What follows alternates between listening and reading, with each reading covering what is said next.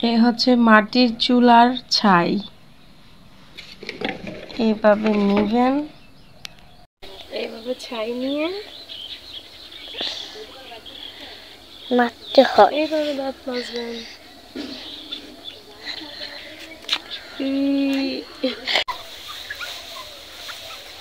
আমি যখন গ্রামের বাড়িতে আসি প্রত্যেকদিন চেষ্টা করি এরকম কয়লা দিয়ে দাঁত ব্রাশ করতে, মানে দাঁত মাজতে।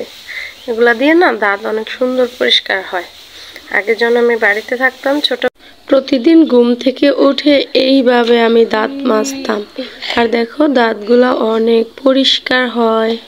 গ্রামে থাকলে অনেক মজার মজার খাবার খাওয়া যায়। দেখেন গরম গরম ভাপা পিঠা একবার দমা উঠতেছে। তো এখন এই ভাপা পিঠাটা আমি খাবো। সেই স্বাদ, শান্তি। ঘুম থেকে উঠি এত মজার মজার খাবার খাওয়া আসলে গ্রামে না থাকলে সেটা কখনোই সম্ভব না। অনেক গরম, অনেক গরম। ও সেই মজা, সেই স্বাদ। দেখো মিঠাইগুলা দেখা যাচ্ছে। আমার ভিডিও দেখে কার কার খেতে ইচ্ছে করে কমেন্টে বলে ফেলো। অনেক মজা হয়েছে। আমাদের গরুর দুধ ফ্রেশ, গরম গরম, খাঁটি, নিজেদের গরুর দুধ, অনেক মজা।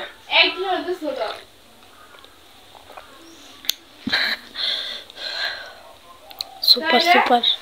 সকাল সকাল মায়ের হাতের মজার মজার খাবার খেয়ে এখন একটু বাড়ির সামনে রাস্তায় হাঁটতেছি। তো আমাদের বাড়ির সামনের এই রাস্তাটা অনেক সুন্দর, দেখো। তো এত সুন্দর রাস্তা দিয়ে হাঁটতেছি আর তোমাদের জন্য একটু ভিডিও করতেছি। ভাবলাম এত সুন্দর রাস্তাটা তোমাদের সাথে একটু শেয়ার করা খুব দরকার। তো হালকা একটু রৌদ্র উঠেছে, মিষ্টি মিষ্টি রোদ গায়ে পড়তেছে, ভীষণ ভালো লাগে।